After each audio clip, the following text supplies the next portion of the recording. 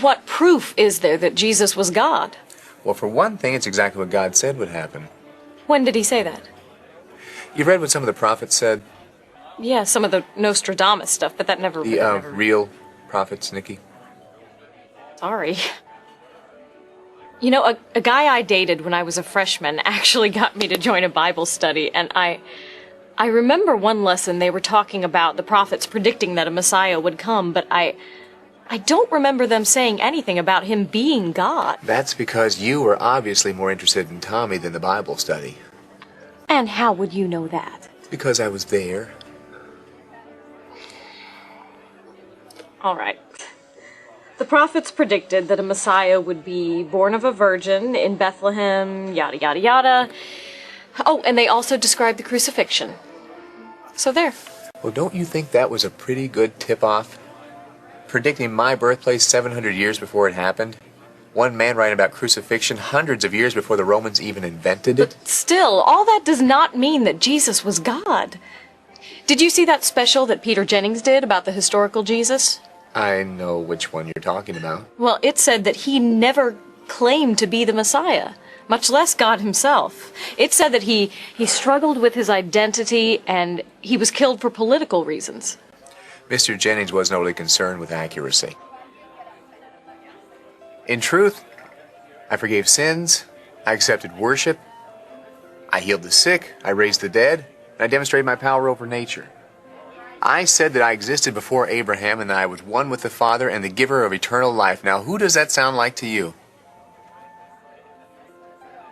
Just because you claim to be God doesn't mean that you are. No, but it does mean that I wasn't just another religious leader. You only have three options.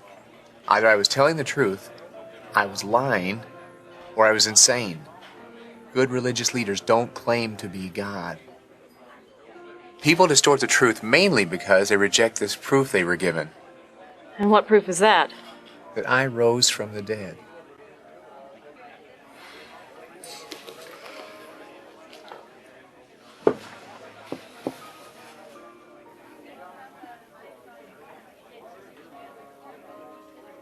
You're sitting there obviously alive. If you claim that you were once dead, it would be pretty hard for me to prove otherwise. Good point. So why don't we go by the facts? According to that Peter Jennings special, what does history say about me? That Jesus was an actual person. All right. That he was a teacher with a large following. Okay. And that we know that the Romans executed him. Which brings us to the resurrection. What happened next? Well, according to the disciples, Jesus rose from the dead. But, of course, they would say that.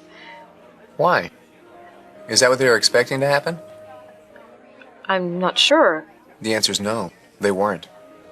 Even though I told them several times it was going to happen, they still didn't believe until they saw me in person. Isn't it possible that they only thought that Jesus had died? So the Roman executioners would let someone down off a cross that was just badly injured? And 3 days later, my recovery was so miraculous that the disciples thought I was God? Well, the disciples did have something to gain by claiming that Jesus was resurrected. Like what? Like having the status of starting a whole new religious movement. So you're saying that the men who spread the word about me, launched the greatest force for good the world has ever known, that they did all this based on something they knew was a lie? Well... Do you know that each disciple was eventually persecuted and murdered? Would someone willingly die for something they knew wasn't true?